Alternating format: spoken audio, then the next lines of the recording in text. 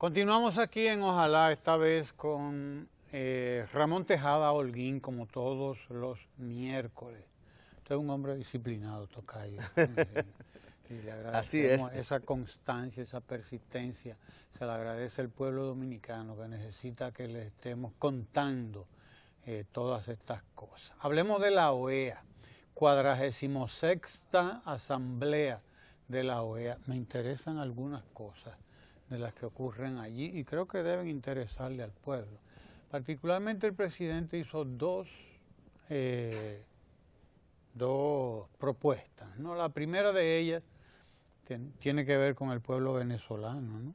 O sea, dejar que los venezolanos en paz, ellos, conversando ellos, sin intervenciones de nadie, resuelva sus problemas. Y uno que tiene que ver con eso, precisamente, con la no intervención en los asuntos internos de nuestros países, de ningún país. Cada país tiene los recursos, las estrategias, los instrumentos para resolver sus problemas internos. De eso hay que partir. Y por eso el presidente propuso el desagravio que propuso a la OEA. Coméntenos un poco. Sí, efectivamente. Bueno, el presidente en su discurso de inauguración de la Asamblea de la 46ª, que no es que la 46. Exacto. El periodo de sesiones, se llama periodo de sesiones porque hay muchas sesiones diferentes y muchas actividades en este marco. Número 46 de la Organización de Estados Americanos, que se está realizando en República Dominicana en este momento, que se inauguró el lunes en la noche en el Teatro Nacional. En el discurso, el presidente tocó en realidad podemos decir un solo punto a nivel general, que cuál era el Estado de Derecho y el derecho que tienen los pueblos de la autodeterminación, que es una palabra que quizá ya no está de moda, o el derecho que tienen los pueblos a darse ellos mismos sus propios gobiernos, su propia institucionalidad, pero en un marco, vamos a decirlo así, de solidaridad entre los países. Porque no se puede negar que en el mundo actual globalizado, en donde la economía ya no tiene fronteras y lo que ocurre en un país influye en el otro, pues es natural que los países tengan algún tipo de relación y entre ellos también se preocupen por las cuestiones que pasan en cada uno de esos países. El tema no es si se preocupan o no se preocupan por lo que ocurre en un país hermano o en un país vecino o en un país con el que se tienen unas relaciones ya sea diplomáticas, culturales, económicas. El tema es cómo se manifiesta esa solidaridad. Entonces, en ese marco, el presidente lo primero que hace es decir, de la manera en que no se manifiesta es invadiendo ese país. La primera manera en que no se manifiesta es que ese país esté llevando a cabo un proceso democrático y se vaya a ese país a favorecer a uno de los sectores que está beligerante.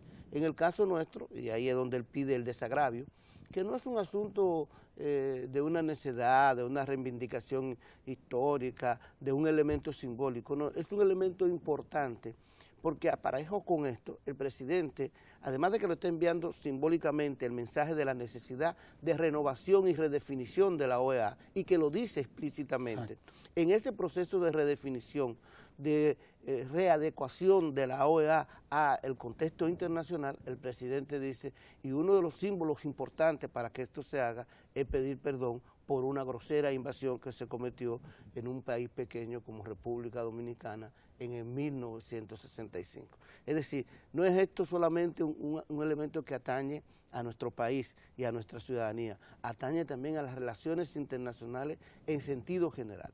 Y paralelo con esto, precisamente, y consecuente con esto, y en defensa de la institucionalidad de todo el sistema de la OEA, de todo el sistema americano, entonces dice, en el caso de Venezuela, allí debemos ayudar a que la institucionalidad prevalezca, pero en procesos de negociación entre los venezolanos, entre la oposición y el gobierno, según la propia institucionalidad democrática que tiene ese país. Es cierto que ahora hay dificultades, hay grupos enfrentados, la oposición domina el Congreso, el chavismo domina la presidencia de la República, existe la posibilidad de que se pida un referéndum revocatorio, todo esto, pero todos esos mecanismos están en la Constitución venezolana. Lo que no se puede ir allí a intervenir a favor de uno u otro sector dentro de esto, o a querer imponer una decisión que no le corresponde a la Organización de Estados Americanos. Entonces, ese es el elemento importantísimo. Con este discurso, si te das cuenta, bueno, ya el presidente había estado en Cuba, en el CELAC, la semana anterior, y había sido felicitado por todos los presentes, jefes de Estado, que estuvieron en esa reunión en Cuba, en La Habana, Cuba, y en esta ocasión el presidente precisamente reitera ese crecimiento como un líder ya a nivel latinoamericano, como un líder internacional, con mucho respeto de parte de los organismos. Mira, no es casual que el presidente pidió eso. Ya en el 2015, Almagro, el actual secretario general de la OEA, había dicho que pedía perdón, que había que pedir perdón, todo esto. Pero ayer sí, el canciller de Ecuador, Guillén Lom, pidió perdón. Y Ecuador es muy importante, en el sentido de que Ecuador fue de los países que formó parte de la pseudo Fuerza Interamericana de Paz que vino a invadir la República Dominicana junto con 8.000 marines de los Estados Unidos, de la sexta tropa aerotransportada de los Estados Unidos de Norteamérica. Entonces que Ecuador, precisamente, el canciller tenga ese gesto simbólico, puede ser un elemento interesante que augura que quizá al final, efectivamente, del periodo de sesiones actual, se logre una resolución en el que la OEA pida disculpas a la República Dominicana por aquella invasión. Hay un dato importante. Tú mencionabas al comenzar lo importante que es llevar a la OEA a su... Adecuarla al contexto actual y sobre todo llevarla también a su connaturaleza, hacia lo que debió ser. Exacto. Un organismo para promover el desarrollo, para promover el encuentro de todo, los dos hemisferios, porque vamos de los dos. La OEA es el único que va de un hemisferio norte al sur. Exacto, sí. La OEA es el único organismo, los otros son... De las tres Américas. Sí, están las tres Américas, que es como se nos ha dicho, cosa que bueno, después podría uno un poco analizar, porque es que una agenda muy dispar, ¿verdad? Sí. Del hemisferio norte al hemisferio sur, y una agenda muy dispar. Pero hasta eso la hace interesante.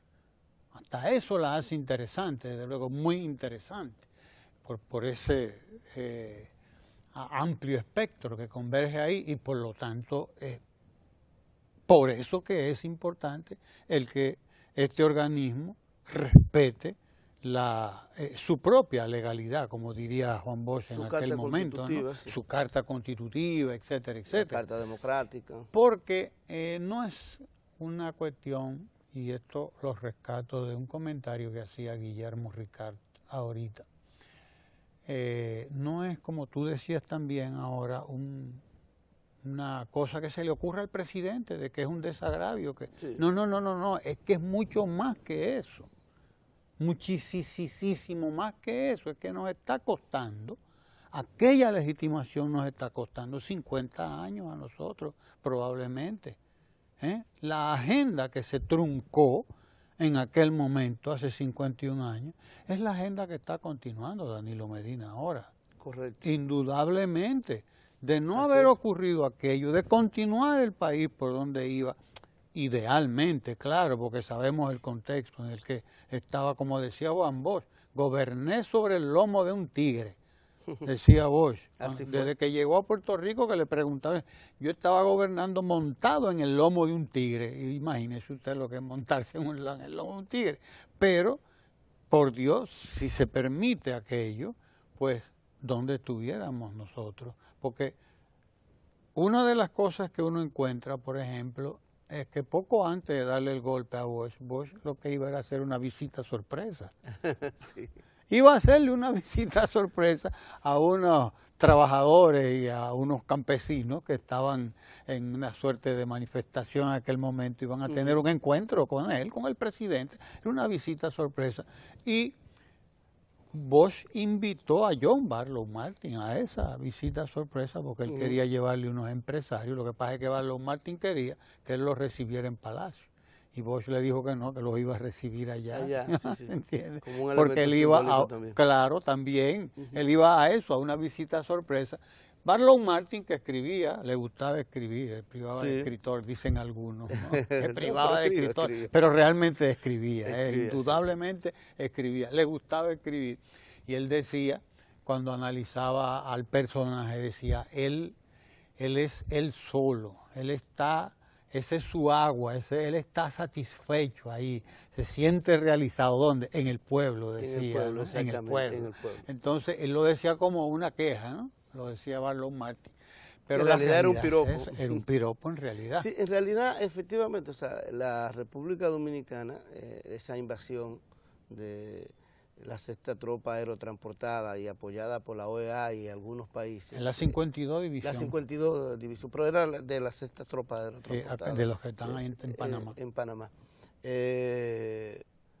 Esa invasión le costó al país institucionalmente bastante. Le costó mucho en términos democráticos. Recordemos lo que fue el periodo de posguerra, la muerte de muchos de los jóvenes más valiosos de la República Dominicana, y la inmolación de algunos de ellos en los enfrentamientos, pero también la forma en que trucó un gobierno y la posibilidad del retorno de un gobierno que había ganado en las urnas, quizás hasta ese momento, bueno, sin quizás, hasta ese momento el gobierno más democrático y de un presidente que tenía un gran arraigo en el pueblo y sobre todo que su visión de la política era precisamente favorecer los sectores vulnerables. Como bien ha dicho, el presidente Danilo Medina lo continúa, pero imaginemos, eso se interrumpe en ese momento y sobreviene entonces el balaguerismo. En una visión de modernidad en la cual el ser humano no es el centro de nada, sino las grandes realizaciones, en términos de la inversión en las políticas sociales, en salud, en vivienda, en educación, fue terrible. Es decir, todos los indicadores en ese plano se deterioraron. Pero además de eso, la forma en que manejó políticamente el país fue una forma real y efectivamente autoritaria. En la literatura se conoce eso como bonapartista, es decir, gobiernos que aparentan respetar algunos aspectos democráticos, pero tienen un ejercicio y una relación con la sociedad civil totalmente de subordinación, autoritaria, vertical, en donde la gente pues ni podía no podía manifestarse, no había libertad de prensa realmente. La forma en que se perseguía a los periodistas fue terrible. Y hay más de un testimonio de eso, que es interesante porque, y sería bueno que también, saliéndome un poco del tema, pero que nuestras generaciones actuales conozcan estas historias, conozcan lo que fue el balaguerismo, conozcan lo que es una dictadura real y efectiva, lo que es un gobierno autoritario con aparente fachada democrática, porque ahora se habla mucho de que existe una dictadura de partido, de que existe esto, de que existe lo otro, pero todo el mundo puede hablar, e inclusive fíjate cómo se dan estos elementos.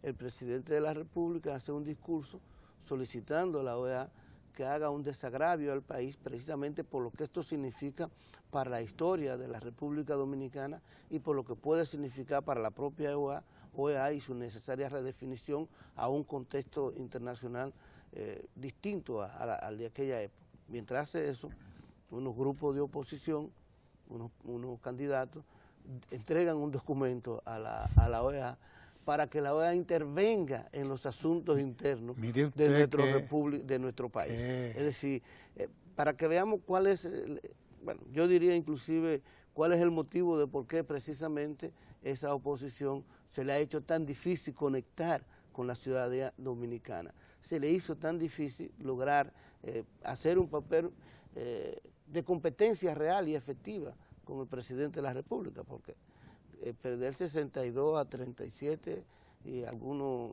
36 más o menos y algunos hasta menos de 1%, es una evidencia de que la población real y efectivamente no se compró tu discurso, no conectaste con la gente, no pudiste enganchar, no pudiste sostener una propuesta que la gente te la pueda aceptar. Entonces ahí tú ves la diferencia. Un presidente que pide una redefinición de un organismo que patrocinó una invasión en la República Dominicana, que pide un desagravio, que desea que ese organismo sea cada vez un organismo donde los países se junten para beneficio de todos los países, respetando las singularidades y bueno, trabajando aquellos aspectos en los que se puede trabajar efectivamente en común, cosas como tipo de libre mercado, algunos aspectos de los contactos culturales, la compra y venta de bienes y servicios entre los países.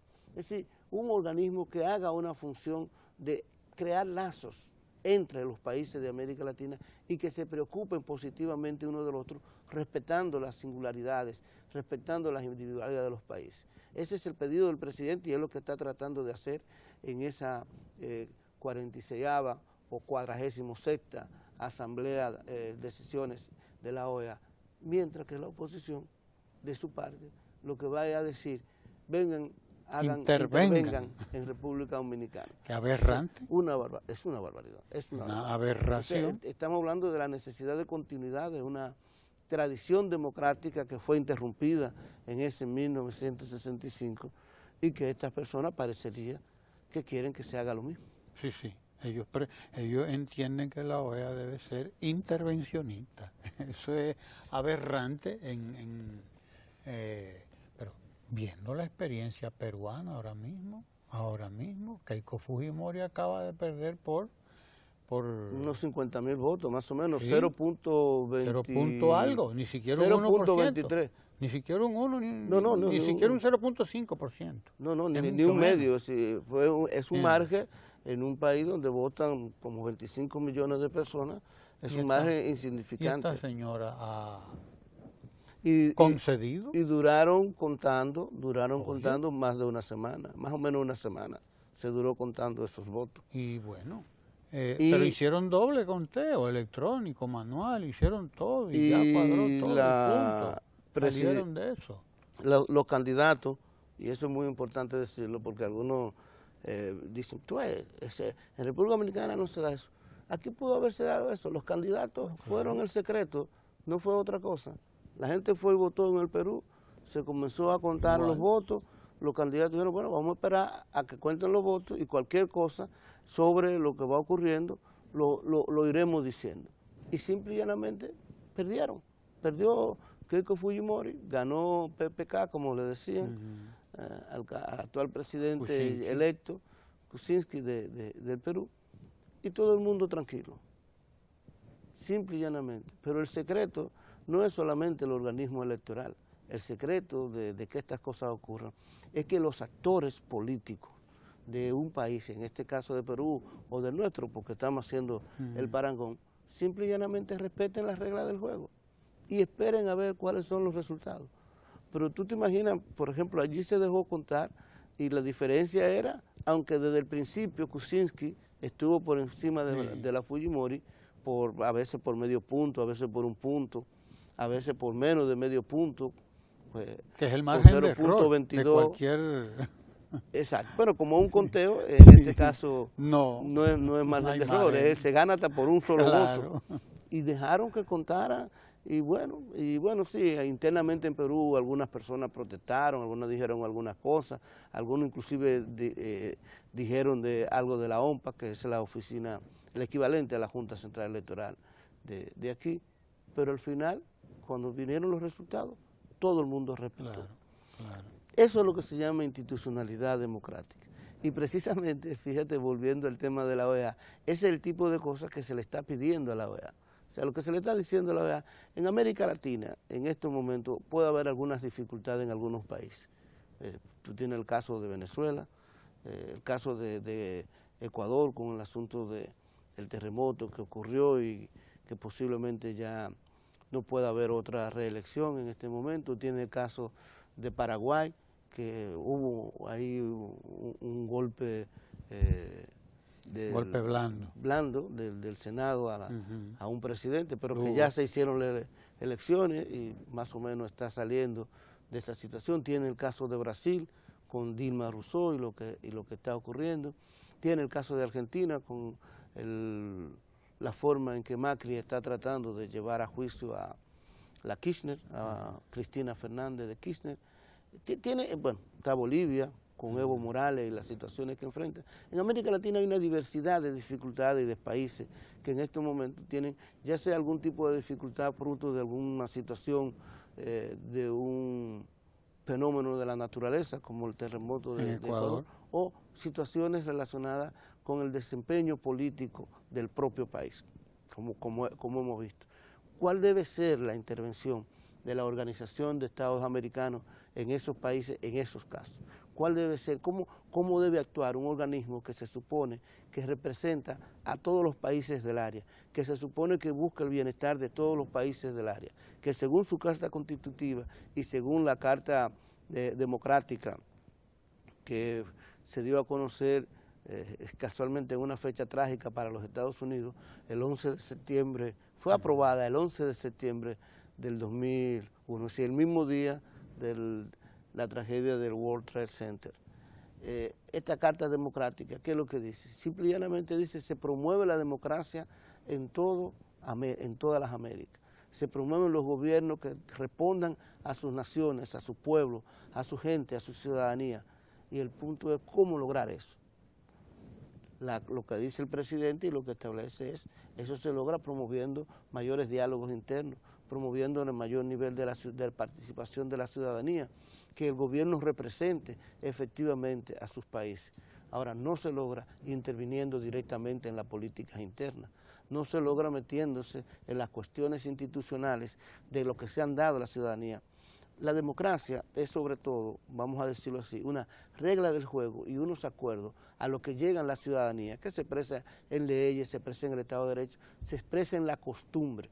Entonces, esos acuerdos en los que expresan la institucionalidad de un país, nos asignan roles a cada una de las personas, nos asignan roles a la ciudadanía que debemos cumplir. Roles significa funciones, cosas que nosotros se espera que hagamos, que se hagan como funcionarios, que se hagan como ciudadanos, que se vote, que se vaya y se interese por las cuestiones, que se manifieste inclusive cuando no está de acuerdo con algunas cosas. Entonces, lo que se le pide y lo que dice el presidente a la OEA, que respete estas cosas, que respete esto en cada una de las naciones y que si puede ayudar en caso como situación como Venezuela, en donde se encuentra ya una situación en que hay dos grupos antagónicos que no han podido unirse y que no pueden trabajar juntos para mejorar las cuestiones de su país, pues entonces en ese caso lo puede hacer como facilitador y a pedido mismo de ese país. Es decir, no es que ahora vamos a intervenir a Venezuela porque Venezuela está mal, no. Es que Venezuela está enfrentando una situación de un Congreso dominado por la oposición, de un poder ejecutivo dominado por un partido, y en esto hay un tirijala sobre qué se va a hacer ahora con la posibilidad de un referéndum revocatorio para el presidente de la República. Y una crisis económica metida de por medio. Y una crisis económica metida de serio. Entonces ahí lo que dicen, bueno, los países de América, todos los países de América que están en el circuito de la OEA, lo que pueden hacer es ayudar a que se pongan de acuerdo, ayudar al diálogo, a la conversación, a llegar a una situación en la que la ciudadanía misma, a través de sus representantes y sus líderes, pueda llegar a una conclusión en los próximos días, pero más nada, sin ningún tipo de intervención. De hecho, ahí hubo un intento de malinterpretar la Carta Democrática y de prácticamente meter la cuchara más allá de lo prudente en Venezuela. Quizás por eso también el presidente de la República en su discurso de inauguración de este periodo de sesiones fue tan enfático en decir que hay que promover el diálogo en Venezuela, pero hay que respetar la institucionalidad democrática y los gobiernos que cada pueblo se ha dado en América. A propósito de Venezuela y de esa carta constitutiva, carta fundamental de la OEA,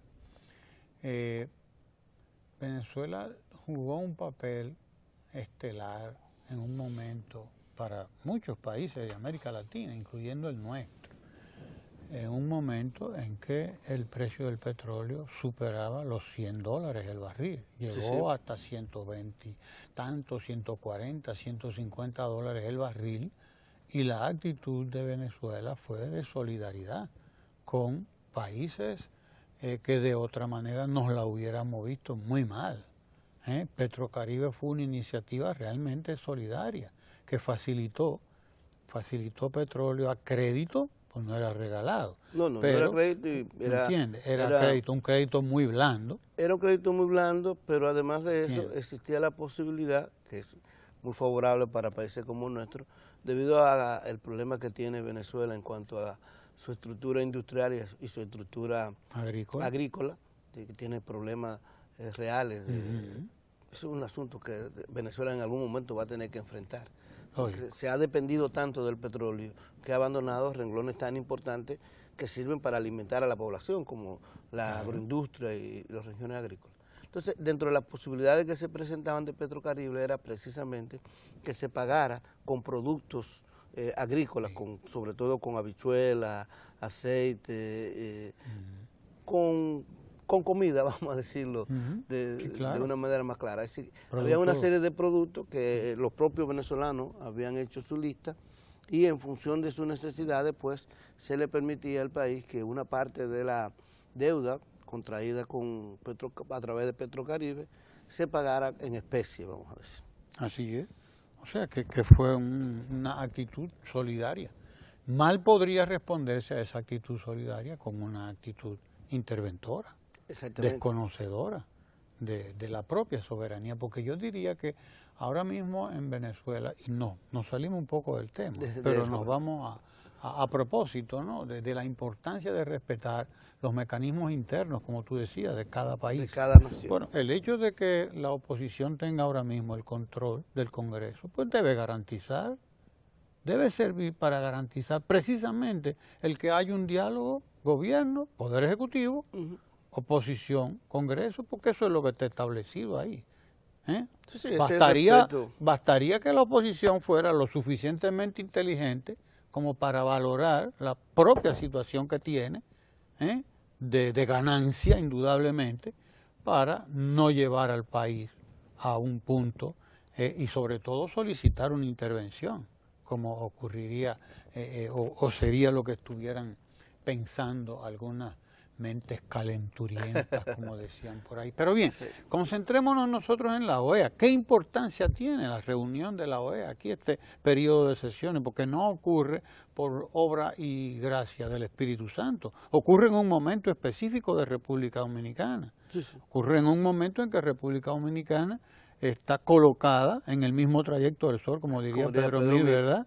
Está colocada en un trayecto importante dentro de las relaciones en América Latina. O sea, indudablemente hay que explicar esta reunión dentro de ese contexto y dentro de esa bueno, y realidad. Quizá lo que hay que ver hay que ver varias cosas. Primero, cuando empezamos a conversar, lo que hablamos del concepto de globalización. Bueno, ¿qué tiene que ver la globalización con la OEA? Bueno, la globalización no es más que a partir de este siglo, fácilmente podemos decir a partir de los 50, de los 60, se comenzó a evidenciar un proceso en el cual las fronteras nacionales se estaban difuminando, en la que las mercancías, sobre todo, ya podían correr libremente entre los diferentes países. A nivel económico, las relaciones entre los países eran enormes, el intercambio comercial que se daba.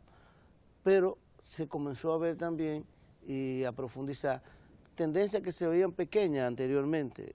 Por ejemplo, las migraciones. El mundo comenzó a moverse de un país a otro de una manera nunca vista. Unas migraciones y de intercambio de personas, de mercancías, pero sobreviene la televisión, el internet, y comienza a darse un cambio en donde la gente, estando en países diferentes, comienza inclusive a pensar de manera igual. A veces hay jóvenes que tienen más niveles de identidad, grupos completos de jóvenes, que tienen más niveles de identidad con grupos de jóvenes que están en otro país que con su propio país y con sus propios jóvenes. Si comienza a darse una relación entre los países, ya no solamente económica, ya no solamente de movimiento de personas, sino un intercambio cultural profundo, de cambio. Por ejemplo, tú te pones a pensar, Caetano Veloso, un músico brasileño. Hay gente que con Caetano Veloso lo conecta en el mundo entero, desde Japón hasta la Conchinchina, desde Brasil hasta la India, con más peso, de a niveles tales que, por ejemplo, en República Dominicana hay gente que se siente más identificado con quien le gusta Caetano Veloso que con quien le gusta, por ejemplo, el General Larguito, que toca merengue típico. Es decir, la música, el arte, el cine, la televisión, todo esto ha conectado y ha hecho interdependiente a la gente. Entonces, en un nivel y en una sociedad de que ustedes se ven ese nivel de interdependencia, tanto que pensemos, Europa, hay una parte de Europa que es prácticamente casi un solo país, esa parte de Europa. Es decir, más de 20 países, los principales, Francia, Inglaterra, aunque ellos están haciendo un plebiscito para ver si se salen de la Unión, pero Francia, Inglaterra, Alemania, España, Italia, casi todos los países de Europa se han unido y tienen una propia moneda. La gente puede entrar y salir por su frontera como desee, dentro del marco de la zona euro, como ellos le llaman. Entonces, en ese contexto, ¿pueden los países sobrevivir solos? ¿Pueden los países, mientras se están creando bloques, se están creando otros intercambios, sobrevivir solos? Si ellos enfrentarse a los demás países, obviamente que no. Entonces, esta organización que fue creada con un objetivo distinto, esa es la verdad, en algún momento, y que en muchos sentidos le sirvió en algún momento a los Estados Unidos de Norteamérica para influir en los demás países. Esta organización, la Organización de Estados Americanos, es un buen espacio para precisamente en el contexto de la globalización, estos países juntarse, ponerse de acuerdo en una determinados aspectos, qué sé yo, en términos culturales, porque no se trata solamente de ponerse de acuerdo en términos económicos o en términos políticos, sino también en términos culturales, de tener algunos aspectos similares en términos de leyes de entre los países, de respeto a los derechos humanos, de respeto a las individualidades, de respeto a las minorías. Es decir, que este elemento de la globalización caótico que nos ha unido cada vez más, también exprese en una organización como en estos países, pues aquellas cosas que nos unen, podamos crear sinergia, podamos trabajar juntos hacia eso, mejorar los aspectos comerciales, mejorar los tratados comerciales, los intercambios culturales, el respeto a las minorías, tanto étnicas como las sexuales, a todas las minorías. Todas. Claro que sí. Una cosa interesante es que esta reunión de la OEA y las otras que están llamadas a realizarse en el país ocurren en un momento en que nosotros nos hemos trazado unas metas.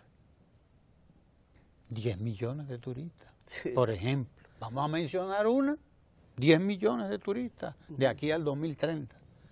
Bueno, pero todas estas reuniones van precisamente también en ese sentido. Yo recuerdo que estuve en los 90 en los Estados Unidos. Pero que permiten acuerdos comerciales, intercambios, o sea, ahí precisamente hay cancilleres, pero hay también, por ejemplo, ministros de Industria y Comercio, claro que entre ellos hacen cosas. Por ejemplo, ahí se puede crear sinergia con países del Caribe en términos del turismo, para el turismo de crucero, que pare aquí, que pare allí, que haga. Podemos ver cómo se puede vender un paquete completo de turistas para una región completa, la zona del Caribe o una parte de la zona del Caribe, que puede vender más o menos el turismo de playa, el turismo de sol y playa, como le dicen, o algunos aspectos probablemente culturales. Lo que no sabe la gente porque se lo traga la agenda política, a veces, que es abrumadora, ¿no? Es que de todo ese periodo de sesiones, hay sesiones que son de política, pero hay sesiones que son de comercio. Y hay sesiones que son de cultura, ciencia y tecnología. Y hay sesiones que son de, en fin. E inclusive en los últimos tiempos, creo que fue, no recuerdo la fecha exacta, fue hace 10 años, 15 años, fue entre 2000 y 2005, por ahí, se ha incorporado una especie de sesiones informales, vamos a llamarle, pero articulada con esto de la sociedad civil, es decir, que junto con las sesiones que se dan entre los países, participan en algunas sesiones específicas organizaciones de la sociedad civil y discuten de los diferentes países y discuten entre ellas también aspectos importantes que les quieren exigir a sus gobiernos. Exacto. Que contaba, ¿no?, la experiencia que viví en los años 90, que estando en Estados Unidos, la brega que me daba a mí explicarle a la gente dónde estaba la República Dominicana, dónde estábamos en el Caribe. Sin embargo, sabían encontrar a Cuba de una vez. Y Cuba está ahí en el Caribe también. Sí, sí, sí. Y Haití, sí, Haití, ustedes están al lado de Haití. Mira, yo no sabía. Pero ¿cómo es posible esto? O sea, nosotros nos dio a conocer un poco la Revolución de Abril del 65. La gente más o menos se ubicaba, sí, esto fue aquí. Los peloteros después, o sea, todo esto nos coloca realmente en el espacio, de la discusión de los asuntos internacionales, nos da una presencia. Y esa presencia es fundamental, indudablemente, en esa agenda globalizante y globalizadora de la época que estamos viviendo, ¿no?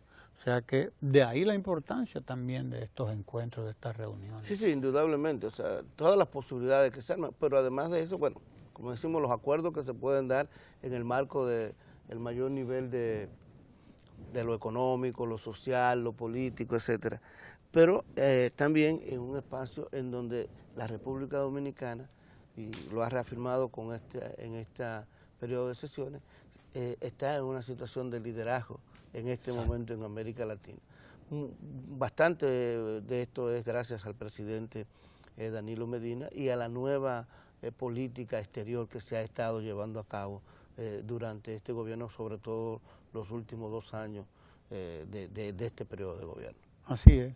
Nos queda el rabo por desollar, pero lo desollamos la próxima semana. Si estamos vivos y sueltos, como dicen por ahí. Vivo y viable. Ya el catcher está haciendo su seña. Sí, el catcher está haciendo señas. Y mejor tomar esa seña. Así que gracias a ustedes por estar ahí con nosotros en Ojalá y no se vaya, porque eso sí, ahora viene Ecomundo. Vamos a analizar la economía mundial con Lucas Vicens. El hermano Lucas Vicens. El gran amigo suyo, Lucas Vicens. Sí, sí. No se mueva, quédese ahí.